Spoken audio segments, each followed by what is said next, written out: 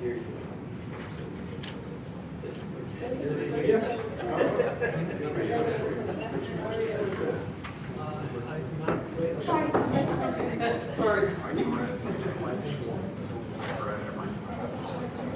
Oh, excellent. Yeah, I just so that they didn't have to scroll through all the pages.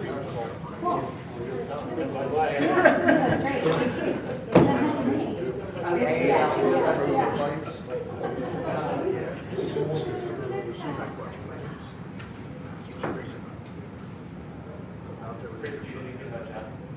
I haven't heard from Jeff, but I'm assuming he's not going to be here, but I didn't get a response. What is your word himself? Yeah. It's a destroy. So I wrapped it. So we need to, the alternates. Someone knows. Kevin, do you want to come up? You were first, you want me? Go. So I'm out there with the hair dryer. It's on one plate, one end. And the other end is freezing. Right in front, right on the spot, watching it freeze.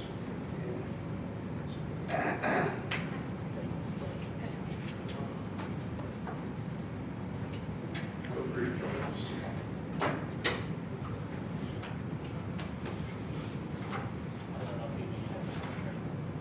Oh, actually go with the sewer authority. Just leave that there. I'll put that away. He's with the sewer. That gentleman's with the sewer authority.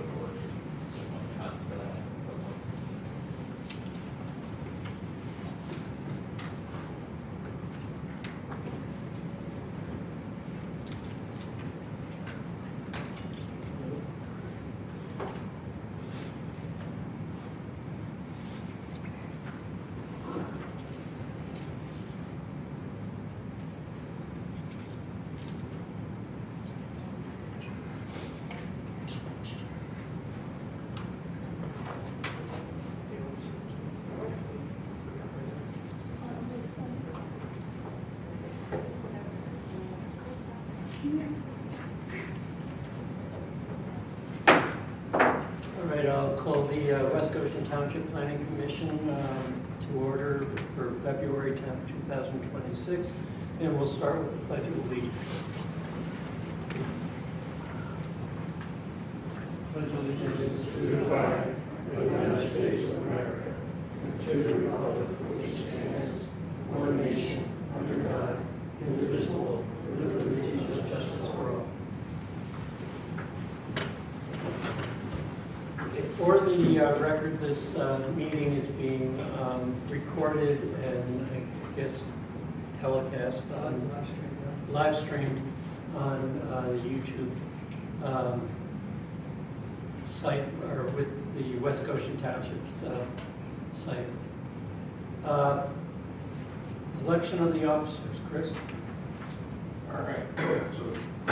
So this was because of certain absences at the January meeting. The Planning Commission made the decision to delay the election of officers to the February meeting. So at this point, I will open the floor for nominations for chair of the Planning Commission.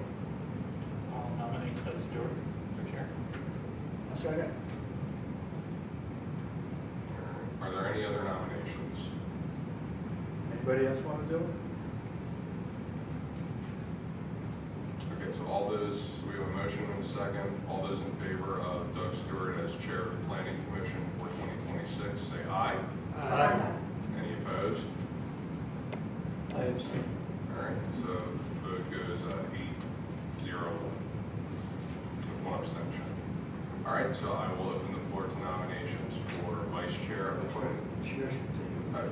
Doug, it's your role now. Oh, okay. Are there any nominations for vice chair? I'll nominate Terry. Any other nominations for vice chair? Do you know that, Terry? Yes. Okay. That's what you would ask. All in favor, say aye. Aye. Any nays? Okay. Congratulations, sir. Okay, and then I'll entertain any nominations for secretary. I'll nominate Alessandra. I'll second that. Any other nominations for secretary? Okay, hearing none. All in favor of Alessandria being secretary indicate by saying aye. Aye. Any opposed? Congratulations. Okay, moving on. Open the floor for public comment. It's not. Okay, we'll move on to the approval of the minutes from, excuse me, the January 13th meeting. Are there any questions or comments about the minutes from January 13th?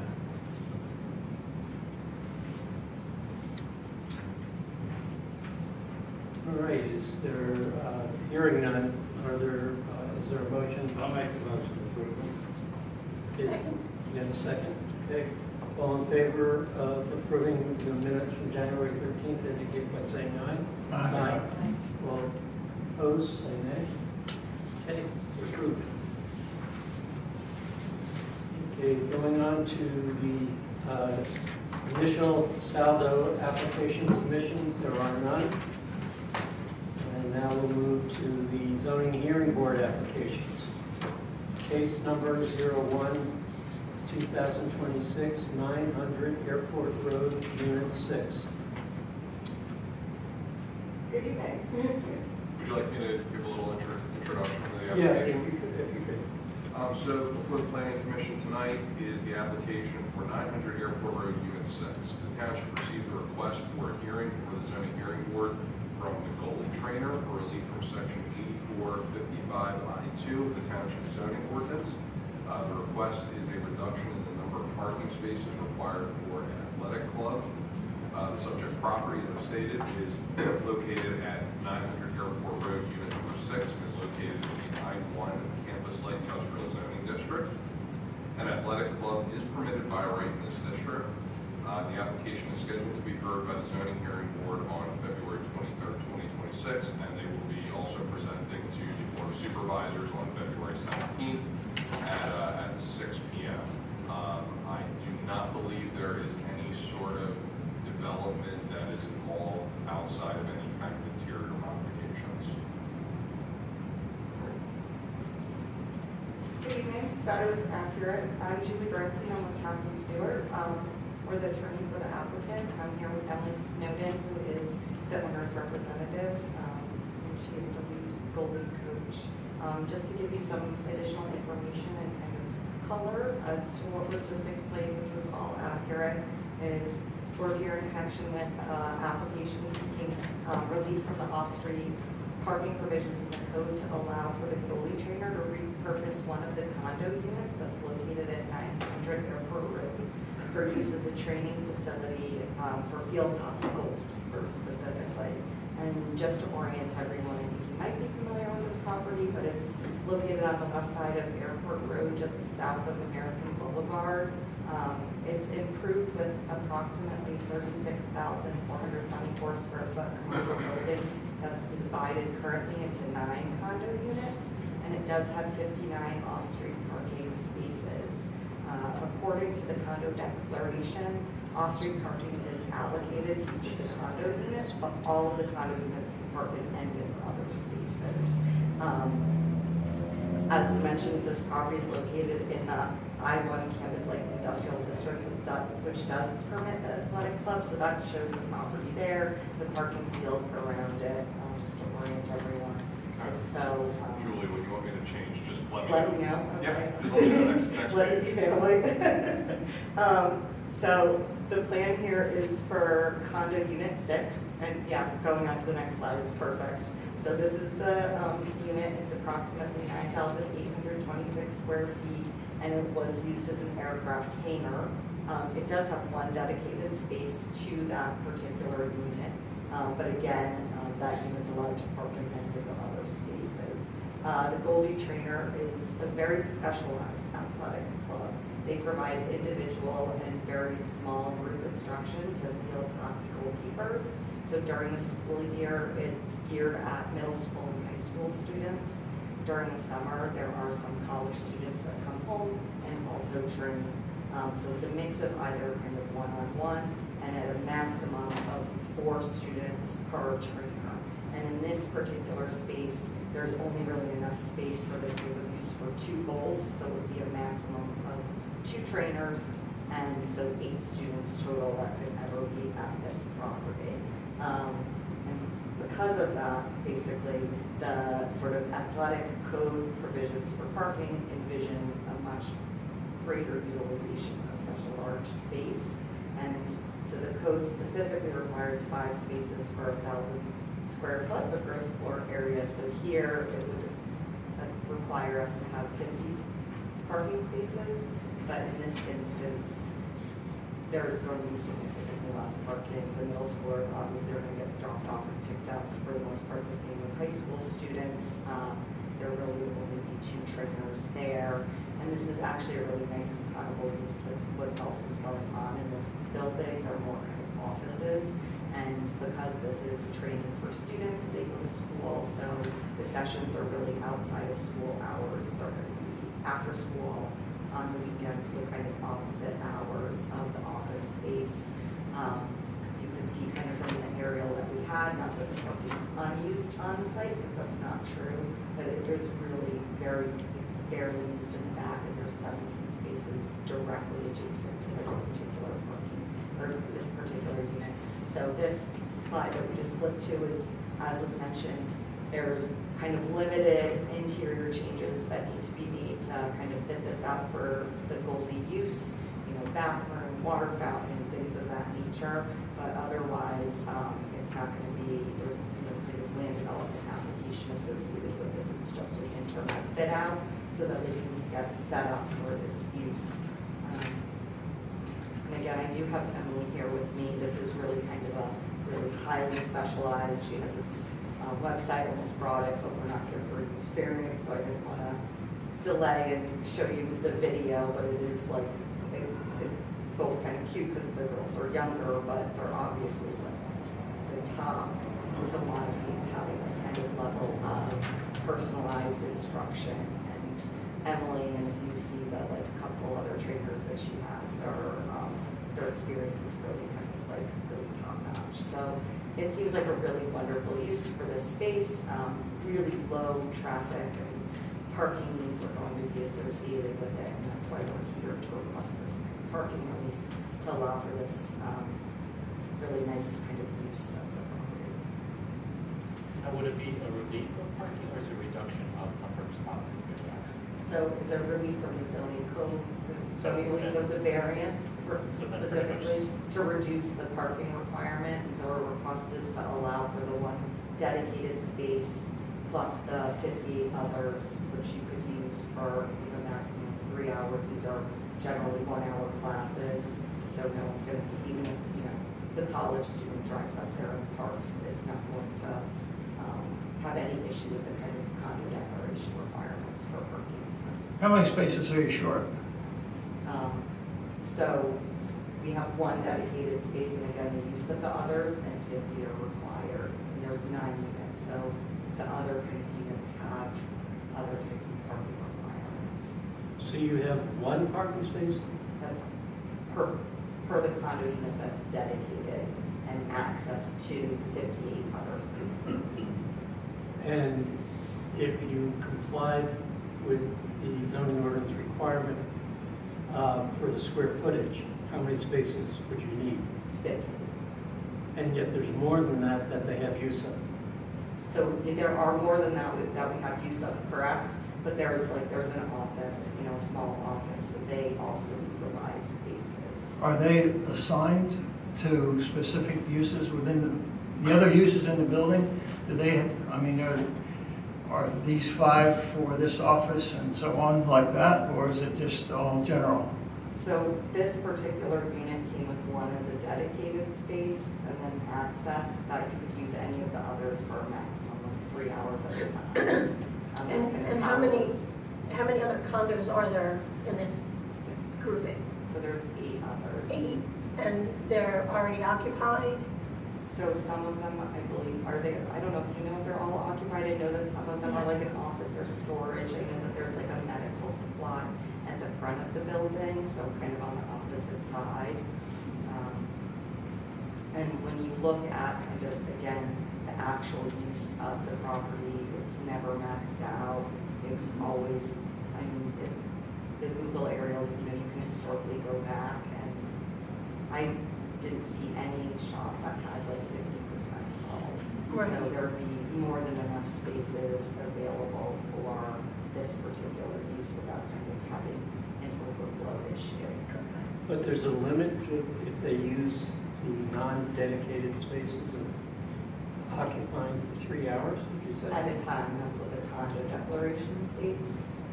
Do the other uses have to comply with 3 hour? Yes.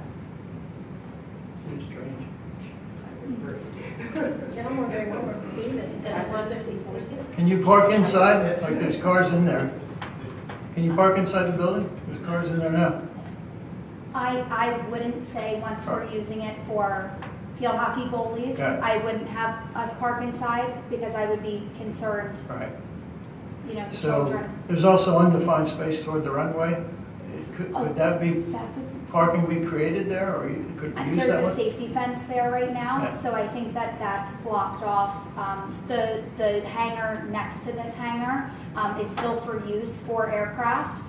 So where the safety fence is right now, I would imagine that the condo association wouldn't necessarily want to expand behind the building since that's too Okay, close. and you're to- never going to have like a full-fledged game in there. You're just going to have And goalies no and a couple spectators. shooters and, Yeah, so just mostly 3 goalies and myself, and my lead coach, who may have 3 goalkeepers. So at absolute, you know, we're looking at a max of between 6 and 8 goalkeepers and 2 staff members.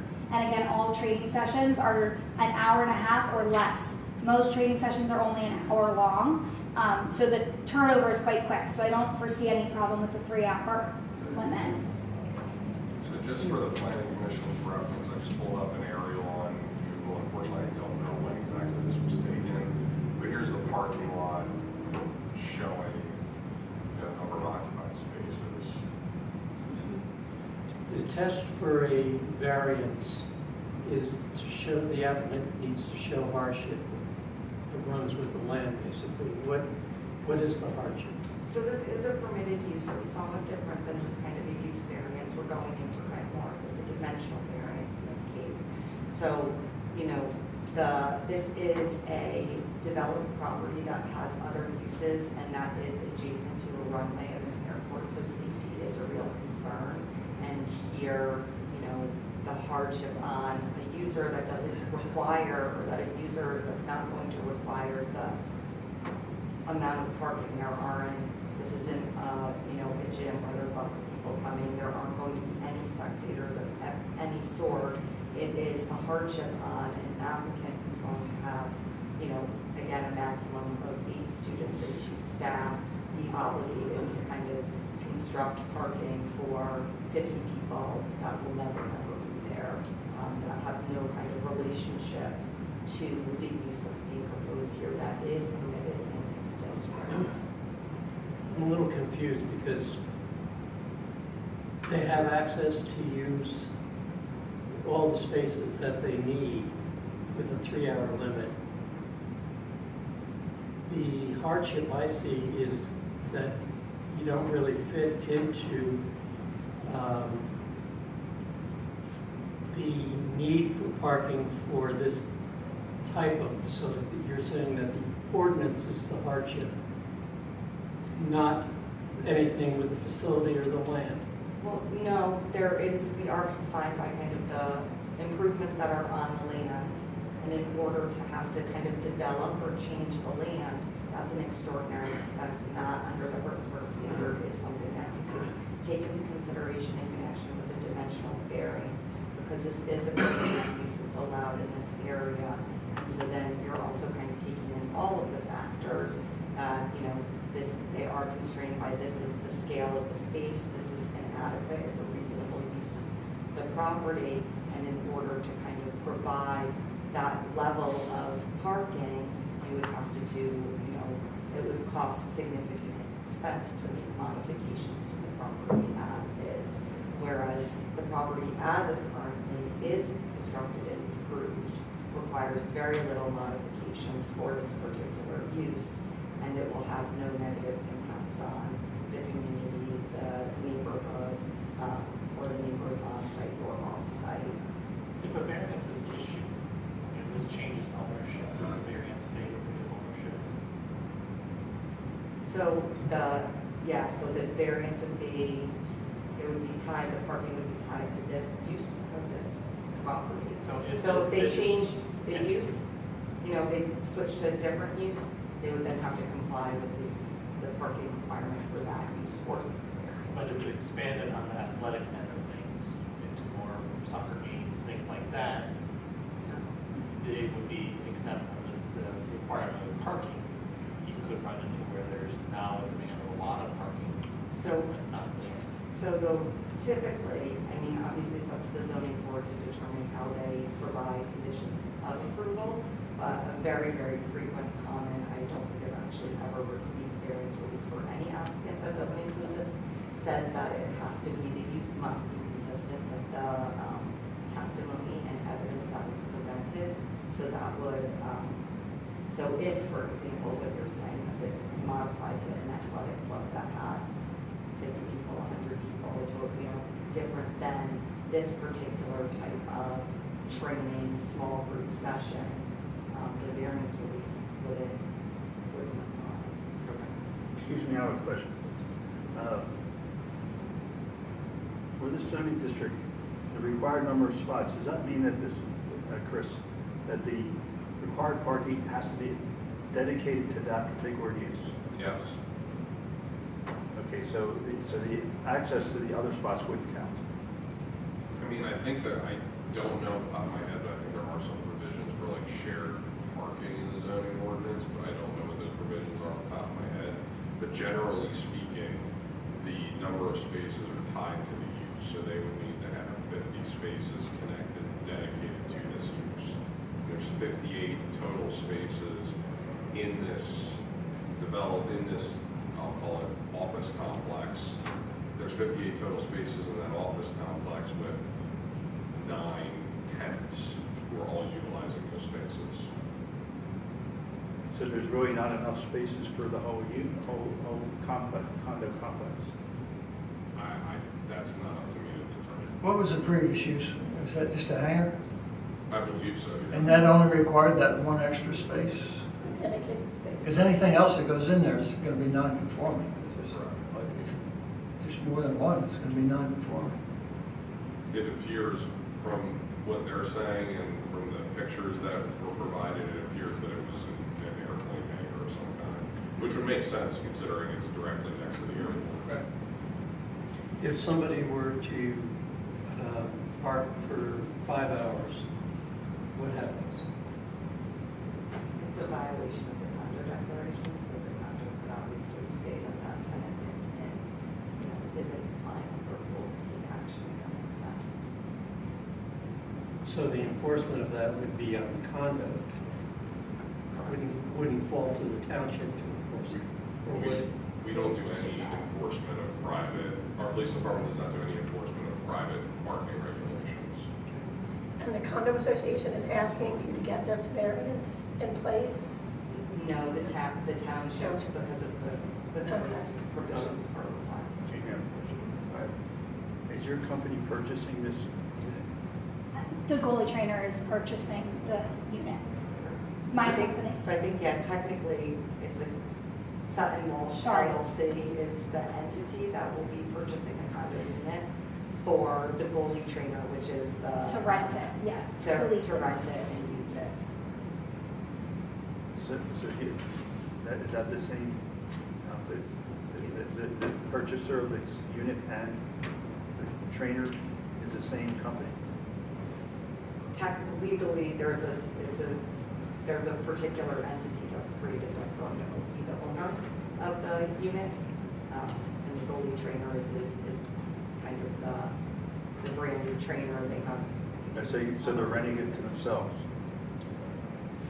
As most companies. Because she is a member of the owner and and she is the owner of the goalie trainer. All right.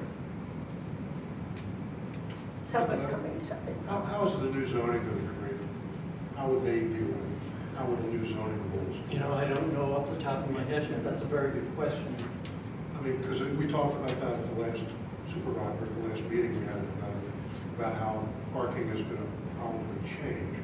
So I'm just curious how that would affect this applicant. And I don't have the answer for you. Just a little bit of background, just curious. Yeah. How long have you been in business? So I created the goalie trainer in 2020, and I've been working in field hockey since 2017. Where have you had your training going on prior to this? Yeah, so for the last 5 years, I've been in Melbourne on North Facton Hill Road, where I rented a space that's about 5,000 square feet. So I've been a renter for 5 years, and I actually had a similar meeting to deal with the parking when I moved in there as a tenant for the goalie trainer. They had similar concerns, but we've operated really well with no issues for 5 years over there. So this will be doubling the size of my space, but a real permanent home for my business. You're looking for your clientele also to double as well, do you think? Well, it's not necessarily that I'm looking to double as increase the flow of people in and out. It's more that it can be quite challenging to schedule the athletes in their limited number of hours after school. And so it would allow a little bit more flexibility. For example, I could train 6 athletes at 6 p.m. on a Tuesday, whereas right now I would only be able to train grade in my current size of space. So it would just be able to kind of like meet the demand within the limited number of hours. And I currently will occasionally do off-site clinics. Again, still very small scale, small group focused, but moving here would save me a lot of renting other small fields. So. Now, is this a year-round operation, or do you have certain periods of the year where you would have more traffic flow and others not so much? It's pretty much year-round. I will say that it is exclusively after school, Monday through Friday, every month except for June and July. In June and July, we will have occasional morning sessions, but those are still limited to an absolute max of 4 athletes and 1 coach, because it's the college kids who come home. So you're looking at what, like 3 o'clock or 6 o'clock, 7 o'clock? Pretty much is the time frame? Yeah, I would say most of our programming runs between 4 and 8:30 p.m. Is there any chance that the middle school or high school staff could come over there and need to park because you'll be training those kids too? No, because I work for the families. It's almost like having a piano teacher for your kid, right? Like you sign up privately, you bring your 1 kid to the piano teacher. A lot of times you drop them off and then you go and pick up groceries and then you pick your kid up from the piano teacher. It's really lesson based. So I would never have a high school staff coming in or a college staff coming in. I work directly with the athletes. So you have no relationship to the school district? No, other than the fact that maybe the high school goalkeepers come and train with me, but they would do so privately. Okay, no. Yeah. Field hockey for this area is it's actually been increasing in its, for southeastern Pennsylvania and this tri-state region, it's really big. I think 2 or 3 Olympic athletes Even live more in this than that. area. I would bet we are the hot pocket for field hockey for the entire country. Mm-hmm. So the absolute best athletes that go and play all over the country in college and then represent the U.S. in the Olympics. It's an Olympic sport. Honestly, probably more than 50% of them are from Pennsylvania, and specifically this area. It's extremely popular. Yeah. What's the square footage of that? I'm sorry. Is it? It's 9,826. Yeah, so that's, okay. I was just doing the math. So that garage that opens, that faces the runway, right? Mm-hmm. And is that how the kids will enter? No. Do we want to look at that? Yeah. Chris, do you mind going back for a second? I just wanted to say, Oh. I looked up the new zoning ordinance, and based on their square footage and based on the draft zoning ordinance still need a variance. They wouldn't need 50 parking spaces, they would need 40 parking spaces. So they would still need significant relief. But they won't go in and out of the big door. I actually plan on keeping the big hangar door closed, since there's, that's near the runway. It's not directly near, but it's, yeah, they'll be using a human door that will go just here, Okay. which is on the side where some of that parking is. So I guess you'll have locker rooms and stuff? No, we'll just have some restrooms and yeah.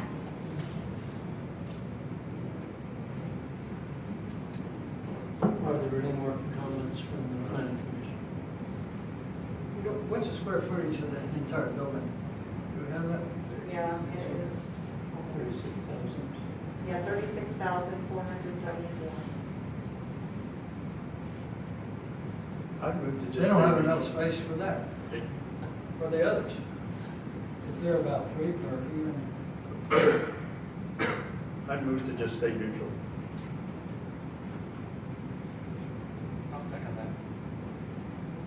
Is there any discussion with the, You repeat the motion? Motion, you gotta make a motion to stay neutral. Basically, the board of supervisors decide. So we either decide to stay neutral or decide to recommend that they close. Those are our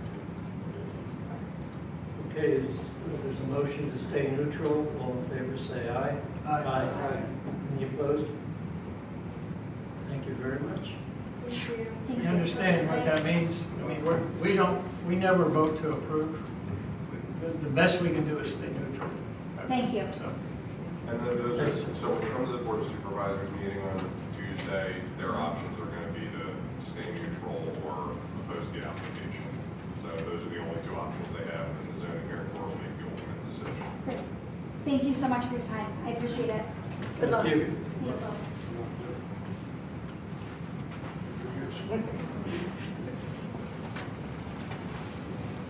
Okay, the next is open the floor for public comment. Obviously, there's none. Are there any other issues that anybody on the planning commission wishes to raise? Yeah, I do. I think we should still work on bylaws and the annual report. Required by the NPC. Any discussion? I'll help with it. There's some samples that the course gave us, so I'll bring it next time. Are there any other items that the planning commission wishes to discuss? Okay, we are here.